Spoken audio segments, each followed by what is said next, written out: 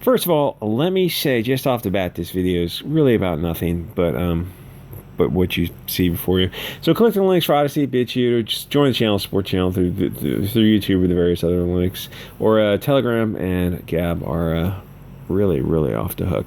So the funny thing about wrestling in general is a long time ago it used to be a lot of fun, like in the late 90s. I don't know if it's woke now or not. I can't imagine how it would be woke. So it used to be like the two guys who had mic skills were The Rock and Mankind.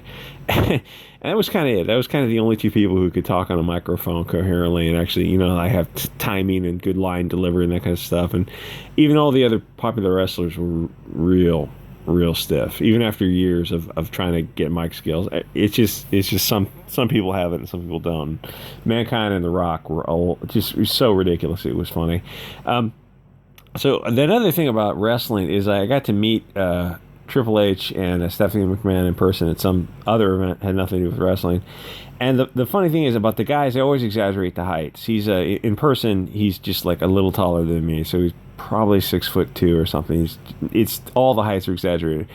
And the camera adds 10 pounds. Stephanie McMahon, this was like over 20 years ago, I think. It was at the time this petite, beautiful girl in person, and then you see her on camera, like, oh my God, you look like a great big fat cow. And she's not, but the reason she looked like that is because the girl she's like just a normal girl, but skinny in shape. But the girls she's competing with or wrestling with are like fitness girls. I mean, they have waists that they have six packs. They have waists you can just put your hands around. They're so tiny. So it's a whole different thing. So what this video is all about is kind of the schism, the growing schism between the left and the right, where she's doing this thing. I don't know if it's going to get copyright struck or what. And I'm not into big chicks at all. I am into thin girls. But there's like something base level, lizard level about looking at a girl like this. There's another image of her with the boobage, where you look at this girl like, oh, she's gonna survive. There you go. She's gonna survive the winter. she's gonna bear you many strong children. Where is I going with this? I don't know where I was going with this. Oh, the schism between the left and the right. The schism, perhaps an unfortunate choice of words. So let's watch that just one more time. So the thing with Twitter is, they'll call it the sunny side of Twitter. There's a whole subsection of Twitter, and if Elon, and the thing is, the terms of service don't apply to certain groups of people on Twitter.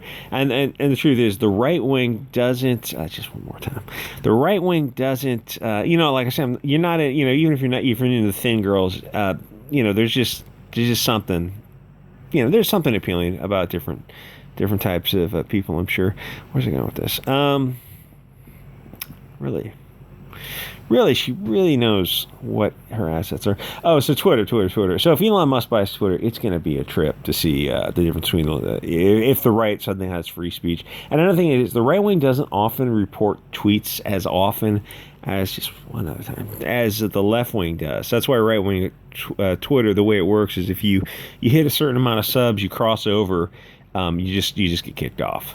They show this a diagram, a scattershot diagram of red and blue, and there's actually not a whole lot of crossover, but then when a red account gets big enough, the blue account's just mass reported and your channel gets kicked off, which is a shame, because then the right wing goes to Gab and Telegram, and I'm not going to say the left wing can say, hey, you're getting radicalized. No, you get positive reinforcement. The same thing is happening on Twitter. The left wing gets positive reinforcement. There's no shock absorber to dampen out that ever increasing springy gyration type of thing, which is, it's a shame, because it doesn't bode well. Just make sure I got that right. It doesn't bode well for the country, but it's what it is. We'll see what happens if Elon Musk ever. It's gone a long time. I'm not sure if he bought it by now or whatever. It's still going through. I think they're trying to value it correctly, because it turns out there's a lot of bots on Twitter, and yeah, absolutely, there's a ton of bots on Twitter. And you look at Twitter, you're like, how is it worth $40-50 billion? Well, the hardware is not, obviously. It's the people who are on it. Like, yes, technically they could all pack up and go somewhere else, and you would take that. It's the user base that's worth $40 billion, not the not the infrastructure so much, which is not probably worth a few $1,000,000. Anyway, so it's a shame to see that on Twitter, but if he does buy it, well, it's going to kind of hasten the civil war, because all of a sudden the right wing has free speech, and it's going to, people are going to, then now you're going to see positive reinforcement on Twitter, which will lead to more conflict instead of just kicking off the right. So that'll be interesting to see. So this is on Black Twitter, Sunny. I will call it Sunny Twitter for the. So she does that thing, and it's playing rap music, but that is copyright protected. And back in the day, wrestling. This is a very, very big girl for wrestling. Back in the day, wrestling used to be just ridiculous. It was like just the skinniest, in shape fitness chicks who were basically doing bra and panty matches and spanking matches, and it was openly ridiculous. It was, I mean, the point of it was, there was a guy who was a pimp, and he was pimping hoes. I don't remember the guy's name. It was a Soul Train or something. He was dressed like a pimp, a black guy, obviously dressed, Sunman, dressed like a pimp, and he had a bunch of hoes trailing along behind him. The whole thing was like off the table, and even Vince McMahon back then was dropping N-words as part of their thing, and that was like 20 years ago. Even at the time, it was a little bit weird, but it was a different world back then. And all these kids today think the way things are now, this current awakening is it's just a phase for a group of people. It happened in the 90s, and then it dropped down quickly, and it's happening now. And because there's kind of a different environment behind it, it's probably not going to drop down. It's just, I think it's probably just going to lead to people realizing that there's no, they got to have their own spaces, probably like, geographic spaces, de jure, as well as just, the way it is now, because they're just way too far apart. So I don't know where I was going with this. Start off with a video all about this chick's ginormous fat ass, and go to the next civil war. Anyway, there's another guy on YouTube, Bryson Gray, who did a rap video yesterday on Pride Month. Oh my God! Not only is it monetized, I can't believe it got monetized. It's going to get him kicked off. Well, probably because the algorithm couldn't pick up the words, could translate the words, so it needs a human person to see it. But when they see it and they listen to it, it's got to get him kicked off YouTube. He's burning a rainbow flag, all kinds of wild stuff. Anyway, I know the video's about nothing, but every once in a while you see that kind of thing. It's like, even if you really like skinny girls, you gotta have a respect for that.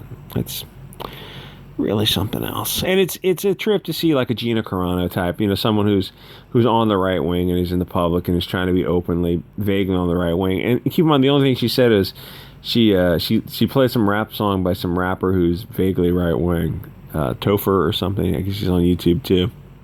And that's it. That's enough to cancel her or try to cancel her. I don't know. I mean, Vince McMahon owns WWE, so I'm not sure where his politics lie. If I had to guess, I would assume somewhere to the right of center. But, wrestling used to be a lot of fun. There was a lot of things used to be a lot of fun 20 years ago that are just not quite the same today, because you look at all the stuff we did 20, 30 years ago, and goes, oh yeah, or even just before 2015, 16ish. Oh yeah, I can't do that. It's politically incorrect. Why? Because Trump derangement syndrome. And then after that, they went mask off and full Bolshevik 1914 revolution or 1913. We need to start a bank next year. We need to go to war, but before that, we need to raise taxes so we can fund the war. It's just a temporary tax hike to go to war to make bankers wealthy. So it's weird that 1914. So then, every war after that, we just got further and further in debt, and taxes went up, and we just kind of fought endless foreign wars since 1914. And I mean, before that was in 1913, Central Bank, or Federal Reserve, sorry.